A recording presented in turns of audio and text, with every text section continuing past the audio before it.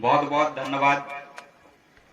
कोयतुर गोंडवाना महासभा block अध्यक्ष सम्मानीय कुलस्ते दादा के चरणों में मेरा सादा सादा सेवा जोहार, जो मुझे आज के पेंठाना स्थापना दिवस पर मुझे बोलने का अवसर प्रदान किए। साथ ही हमारी कोई अपने भूमिकाओं के द्वारा बताया जाता है कि किसी पेन काज को कार्यक्रम को शुरुआत करने से पहले हम अपने पेन शक्तियों को याद करते हैं, देव देवताओं को याद करते हैं। तो वही मैं नारा लगवाऊंगा, आप सबको सेवा सेवा कहना है। फड़ा पेंता सेवा सेवा, फड़ा पेंता सेवा सजोर पेंता सेवा, सजोर पेंता। तिरुमाल आर एस ककोटिया जी, प्रांतीय कार्यवाहक अध्यक्ष संयोजक तिरुमाल एस उलाड़ी शिक्षक जमगांव।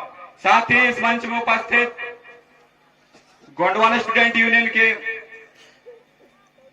पूर्व ब्लॉक के अध्यक्ष भाई सुकल सरवते जी के चरणों में मेरा सादा सेवा जोहार। साथ ही इस मंच में उपस्थित जिला सचिव भाई अस्तुस के चरणों में मेरा सादा सेवा जोहार। साथ ही इस मंच में उपस्थित कोयतुर गोंडवाना महासभा के कार्यकारिणी के संपूर्ण पदाधिकारियों को सादा सेवा जोहार। साथ ही इस आज के कार्यक्रम में उपस्थित पितृशक्ति, मातृशक्ति, युवा शक्ति, नन्हे मुन्ने सभी को स्वयं सेवक कड़ी की ओर से सादा सेवा जोहार।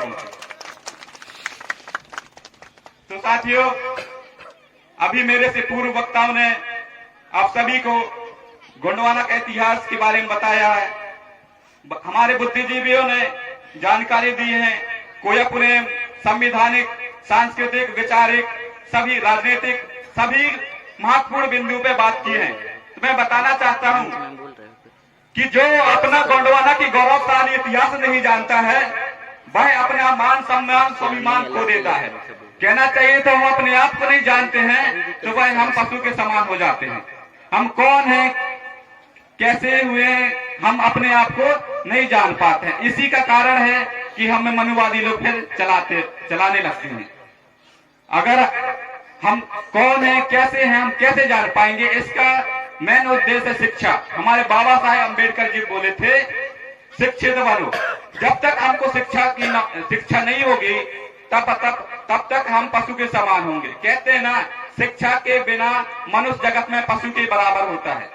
अगर शिक्षा ही नहीं होगा आपके पास में तो आपको सोचने समझने की शक्ति नहीं होगी। शिक्षा से ही मानव का जीवन का पूर्ण निर्माण संचार होता है। तो साथियों, हम शिक्षित बनना है, संगठित होना है। अगर हम शिक्षित होंगे तो संगठित होंगे, और संगठित हो जाएंगे तो हम संघर्ष करेंगे, और संघर्ष में हम सक्सेसफुल होंगे, कामयाब हो पाएंगे। चाहे वो सामाजिक की बात हो या धार्मिक की बात हो, संस्कृति की बात हो, ये वैचारिक क्रांति आती है, और धार्मिक, सांस्कृतिक क्रांति, वैचारिक क्रांति के बाद ही हमें राजनीतिक क्रांति आती है। अगर राज करने की नीति है, अगर हम राजनीति में अलग अलग बटे हुए हैं तो हम जिंदगी में कभी सफल नहीं हो पाएंगे। आज अभी कहना चाहिए तो राजनीति चल रही है, अभी राजनीति से देश चल रही है। सत्यमेव जयते में लिखा हुआ है, यतो धर्मस्ते जयः। हम लोग बोलते हैं धर्म को नहीं, मतलब अभी कुछ वक्ताओं ने पहले आया था कि धर्म मजहब क्या है, और हमारे वक्ताओं ने हमें बताया तभी कि धर्म या मजहब हमारे लिए कोई नहीं है। कोई अपने, मतलब सत्य का मार्ग ही हमारा कोई अपने में। लेकिन अभी जो इससे पहले राम मंदिर का केस चल रहा था, वो उसमें धर्म को कानून से भी बढ़कर बताया गया है। उसका मतलब ये है कि हमें धर्म को भी अभी मानना है। जिसका गोंडी धर्म लिख सकते हैं। अगर 2021 में जनगणना होती है तो आपको गोंडी धर्म लिखना है या कोई अपने लिखना है। धर्म से ही पता चलता है कि आप कौन हो, हमारा लक्ष्य क्या है, और आप अपने आप को जान पाओगे। बाबा साहेब के अम्बेडकर के संविधान में अनुच्छेद 25 से लेकर 28 तक धर्म को व्याख्या किया गया है, उसमें व्यक्त किया गया है। अनुच्छेद 25 में बाबा साहेब अम्बेडकर में कि आप अपने अनुसार किसी भी धर्म का अनुसरण कर सकते हैं। आप किसी भी धर्म को अपने अनुसार मान सकते हैं। वो किसी के कहने पे नहीं है कि आप हिंदू मानो, कोई ईसाई मानो या जैन मानो।